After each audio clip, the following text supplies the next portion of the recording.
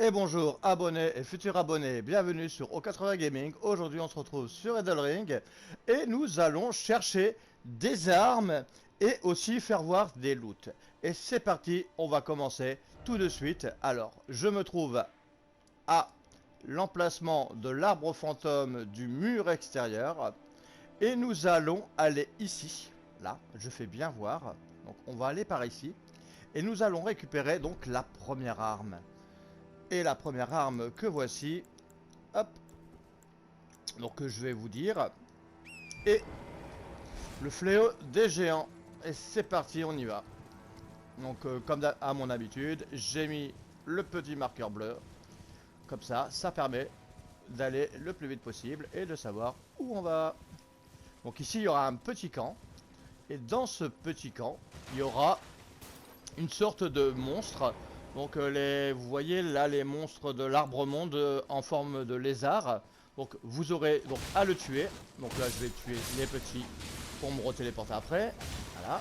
Donc une fois que vous aurez vaincu ce monstre, vous obtiendrez donc le fléau des géants que voici. Alors je ne peux pas encore l'équiper, mais je vais quand même le faire voir. Mais c'est parti.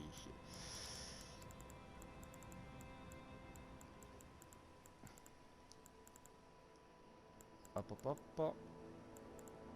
Voilà. Comme ça, on va regarder. Et voilà, le joli marteau fléau des géants. Alors, pour ces stats, on va regarder. Donc, toujours pareil, hein, quelques secondes.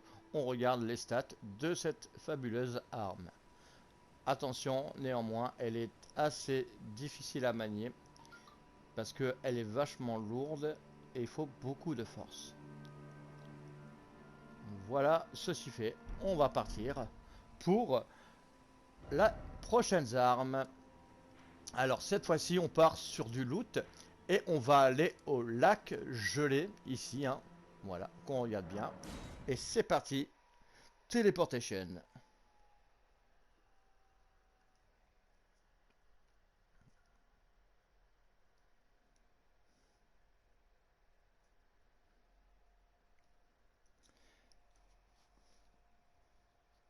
Donc attention ici, on va attaquer donc un mob qui est assez fort quand même.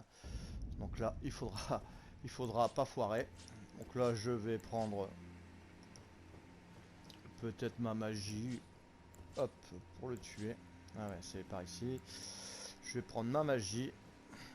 Parce que ce mob là, il est assez chiant. Donc là, vous pouvez le tuer avec n'importe quoi, hein, du saignement, au katana, n'importe comment. Remarque, ouais, je pourrais très bien aussi utiliser mon katana, qui est ici. Voilà, on va prendre notre katana. Comme ça fera un petit combat au corps à corps. Hop. Alors ici, donc le but, au lac gelé, hein, on va faire comme ça. Et on va venir ici sur le bord. Et nous allons récupérer donc une arme. Donc là, je vous fais voir le mob, hein, tout simplement. Comme à mon habitude. Là. Donc on voit, il met des grosses patates. Voilà. Donc c'est pour ça que je vous dis, mettez une arme assez puissante. Parce que là, il envoie du lourd.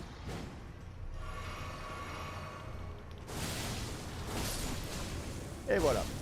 Une fois fait, hop, vous avez plus à l'achever, voilà, hop, et il meurt. Alors, qu'est-ce qu'il va vous donner ce monstre?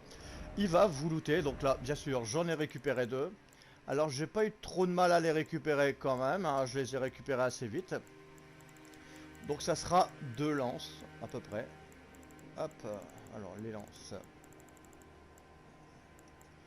Et ça s'appelle glaive. Donc, voilà. Je vais les équiper les deux, hein, voilà, parce que comme j'en ai deux, comme ça je vous ferai voir un peu le moveset en ayant les deux lances pareilles. Hop, voilà. Voilà, donc voilà ces jolies lances. Voilà les jolies lances que vous pourrez gagner sur ce mob. Voilà. Donc hop, voilà. Les tailles, hop, voilà. Sa cendre de guerre. Voilà. Ces grosses attaques. Et après, bah, c'est toutes petites attaques, hein. Donc voilà. Donc elles sont assez lourdes à manier quand même. Mais elles sont assez sympas quand même.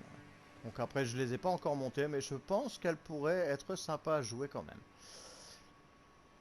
On peut aussi logiquement mettre des cendres de guerre, et c'est ce que je vais aller vérifier tout de suite. Hop. Voilà. Hop, hop, hop. Voilà. Alors comme moi je joue en isotérique, donc je pourrais donc mettre tout ce qui est des trucs saignement, hein. Voilà. Alors on va vérifier tout de suite. Oui, on peut mettre bien des cendres de guerre donc sur cette arme. Donc on pourra mettre ses poucous, on pourra mettre pas mal de petites choses assez sympas. Donc voilà. Donc c'est assez bien. Donc là on va faire voir les stats de l'arme, bien sûr. Ici le glaive, voilà. Les stats que voici.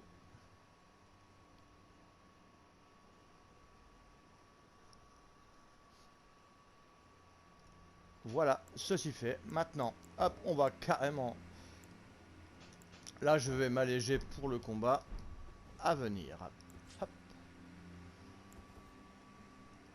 Et c'est parti. Donc maintenant, nous allons aller au tombeau pourfendeur de géants. Normalement, c'est ça, voilà. Tombe des pourfendeurs de géants. Donc ici, voilà. Hop, bien à cet emplacement-ci. Alors, en gros, pour y aller, bah, c'est pas très compliqué. On prend ce TP ici. Et on va venir longer comme ça jusqu'à arriver à une petite passerelle qui vous ramènera tout simplement sur cette tombe des pourfendeurs des géants. Et c'est parti. Allez, téléportation.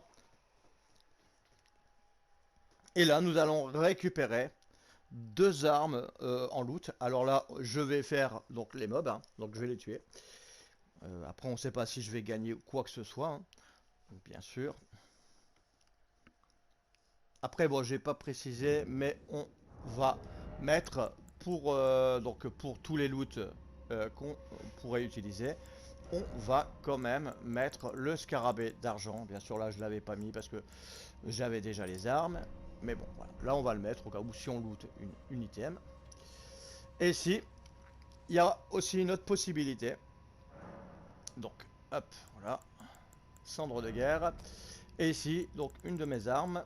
Je pourrais aussi mettre une donc sur mes épées courbées qui sont ouf, voilà. Épée courbée. Donc voilà. Donc les meilleures épées courbées, c'est l'épée du charognard occulte, hein. Et ici, donc on va pouvoir mettre donc une cendre de guerre.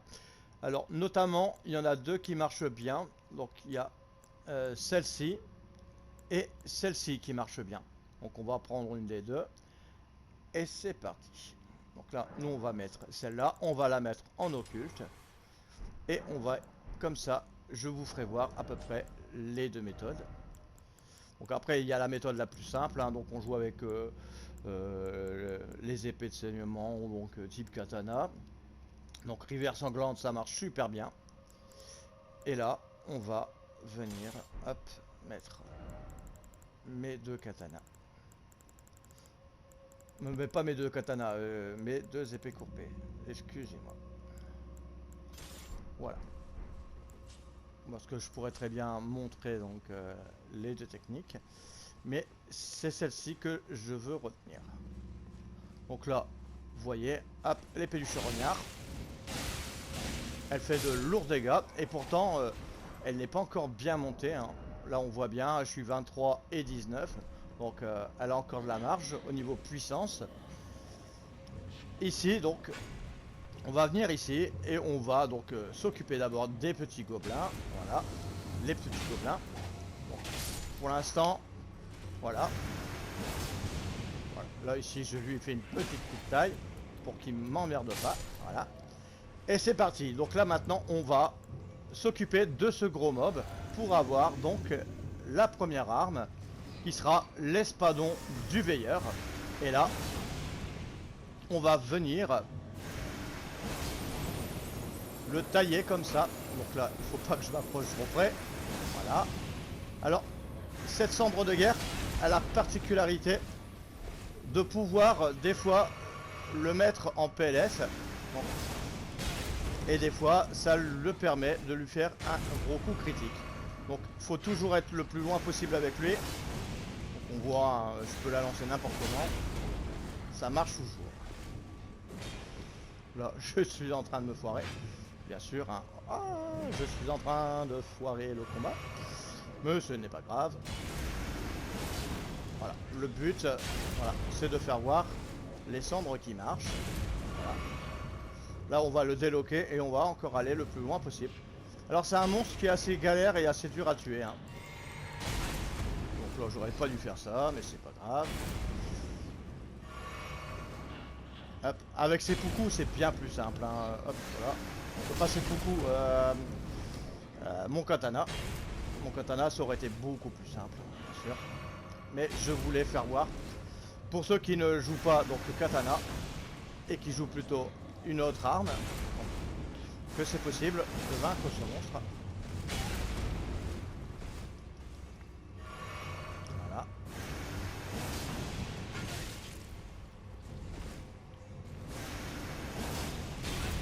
Donc, faut toujours garder une grosse distance avec ce mob parce que on voit, sinon il peut vous lacérer.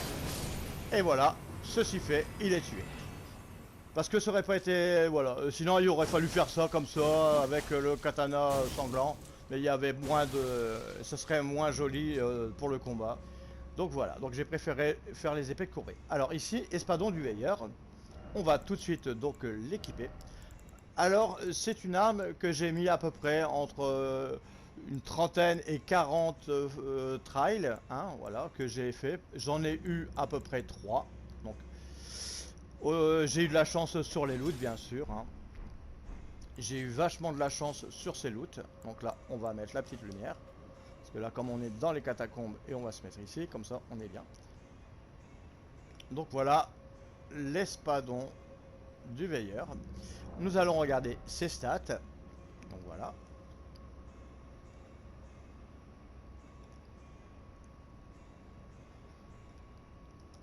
Et voilà. Et maintenant, on va pour la dernière arme. Alors là, bah, on va prendre toujours nos armes, hein, bien sûr.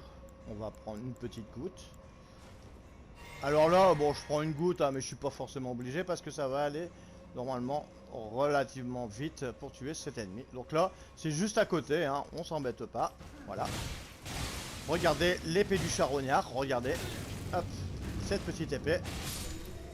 Elle est plutôt pas mal. En plus, ce mob est assez dur à affronter. Donc voilà, ici bah, on est bien. On va faire voir donc la dernière arme. Donc là, bien sûr, j'en ai deux, hein. Donc on va venir enlever toutes mes armes.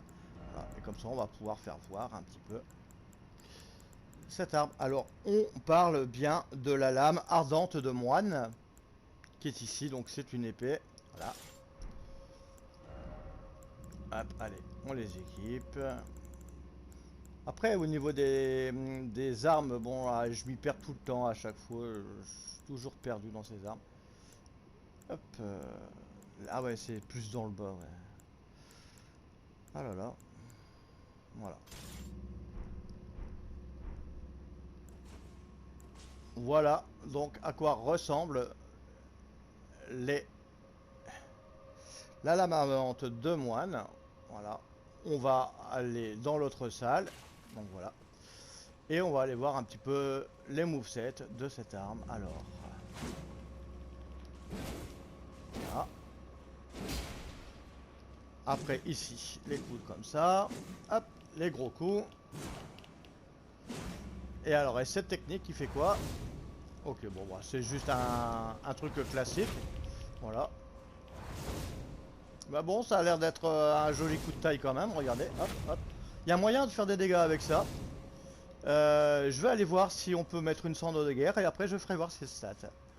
Donc voilà, donc pour toutes ces armes, donc j'espère que cette petite vidéo sur ces armes vous auront plu, que ça vous aura aidé à les trouver.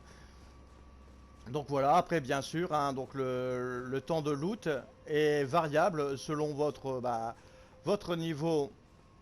Donc au plus vous avez d'ésotérisme, au plus vous avez de découverte. Donc votre niveau de découverte et votre niveau de chance. Parce que là aussi, ça sera de la chance. Alors ici, on va regarder si on peut mettre des jolies cendres de guerre ou pas. Alors, ici... Eh oui, on peut mettre de jolies cendres de guerre. Donc après on peut mettre bah, encore, hein, donc seppuku, tout ça, donc c'est assez intéressant sur cette arme. Donc à mon avis il va falloir donc mettre seppuku en mode occulte, ça devrait être assez sympa. Voilà, on passe de D à C en ésotérisme, c'est plutôt pas trop mal. Par contre après on va perdre au niveau de la dext. Donc après, sinon, parce que si vous jouez un build de force, il faudrait peut-être le jouer plutôt. Ouais, c'est un peu compliqué parce que là, on va troquer un C et un E, et après on va avoir D et D. Donc après, faut voir, mais bon, peut-être qualité, je sais pas. Voilà. Et on va regarder les stats de l'arme. Voilà, l'arme ardente de moine. Donc voilà, donc c'est bien. On peut mettre des cendres de guerre. Donc c'est assez sympa. Bon, bah voilà. Donc, eh ben, sur ce, chasseurs et chasseuses, portez-vous bien et à la prochaine sur O80 Gaming. Et à la prochaine!